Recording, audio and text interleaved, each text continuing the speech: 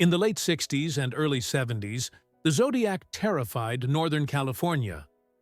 On December 20th, 1968, around 10 p.m. near Vallejo, California, 17-year-old David Faraday and 16-year-old Betty Lou Jensen were sitting in a car when they were killed. When police arrived, Betty was found dead about 30 meters away from the car. David was still alive, but died on the way to the hospital. At that time, no one knew this could be the work of a serial killer. The Zodiac's next crime happened on the night of July 4th, near Blue Rock Springs Park, just a few minutes from the first crime scene. The Zodiac approached a parked car with a flashlight and shot 22-year-old Darlene Ferrin and 19-year-old Michael Mageau. When police arrived, both were alive, but only Mageau survived. Mageau described the attacker as a young white male, about 25 to 30 years old, stocky, around 200 pounds or heavier, with light curly hair, about 5 feet 7 inches, and with a broad face. About an hour after the incident, the police received a phone call from a man claiming to be the killer. He also took responsibility for the murders at Lake Herman. On August 1st, 1969, 3 letters were sent to 3 different newspapers: the San Francisco Chronicle, the San Francisco Examiner, and the Vallejo Times-Herald. All were written in the same handwriting and featured a circle with a cross through it, the symbol later known as the Zodiac's signature. Each letter contained a different cipher to be solved. The Zodiac demanded that the ciphers be published, or he would kill more people. Police followed the request, even though it normally shouldn't have been done.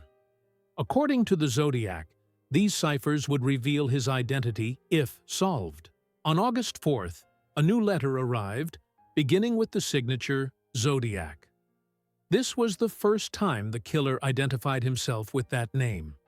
On August 8th, a teacher couple solved the 3 ciphers sent to the newspapers.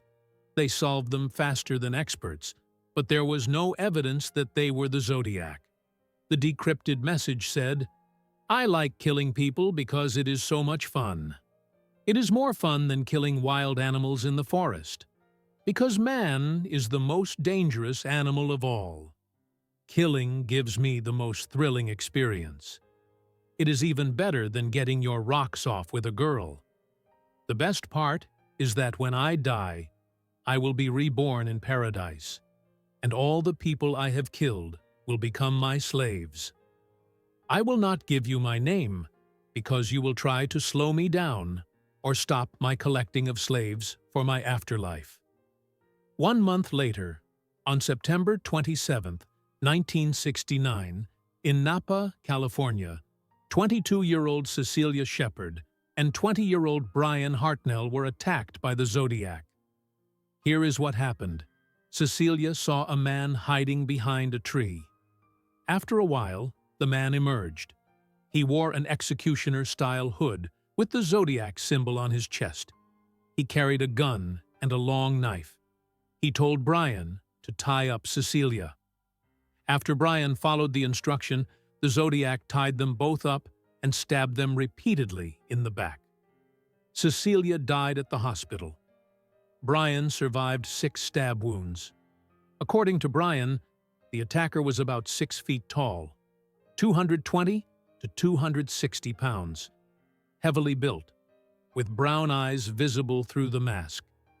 A note written by the Zodiac was found on Brian's car. It listed the dates and methods of the previous murders.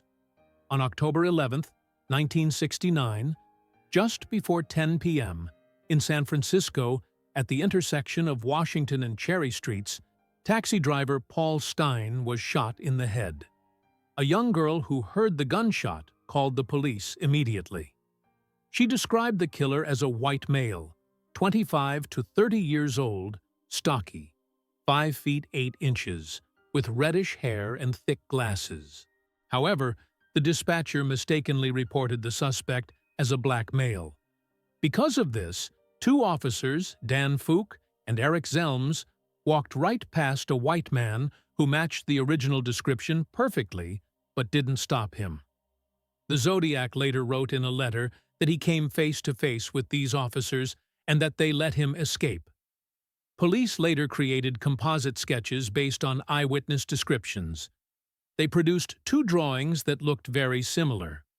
A bloody fingerprint was found inside the taxi.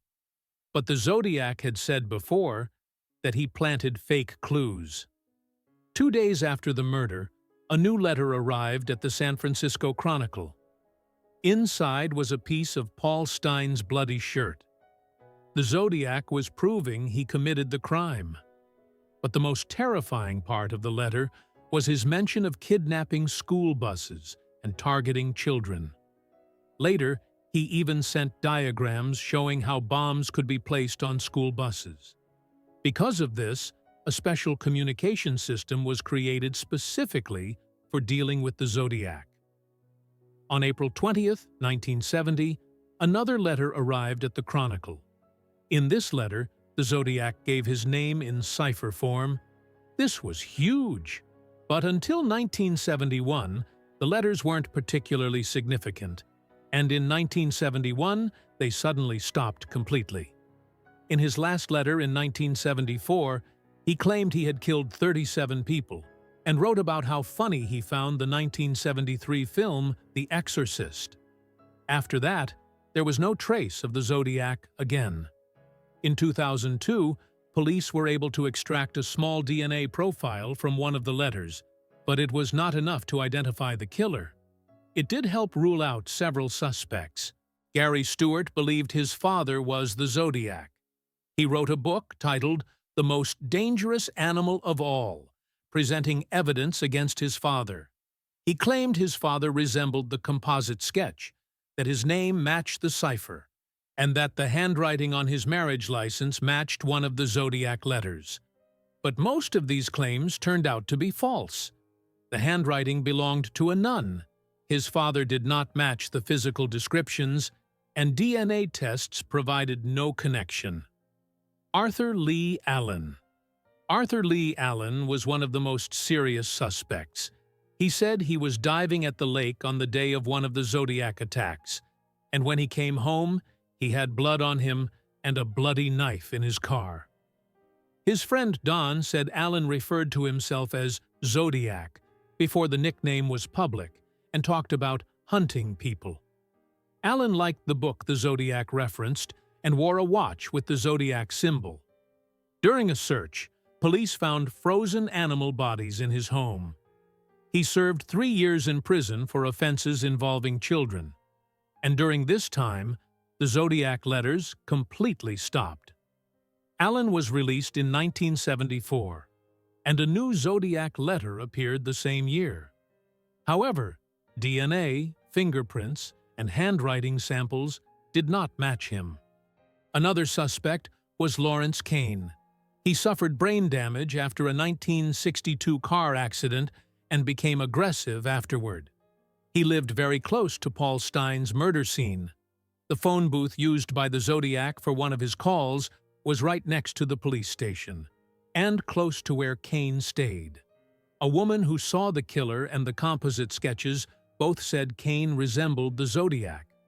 Some researchers have suggested that the Zodiac might not have been just one person. Perhaps Arthur committed the early murders, and once the case became famous, someone like Kane continued the killings as a copycat. In 2006, when the case was reopened, hundreds of false confessions came in. Many people wanted to claim they were the Zodiac, because being known as one of history's most infamous uncaught killers seemed like a twisted path to fame. The Zodiac sent hundreds of letters and many ciphers. 3 of these remained unsolved until very recently.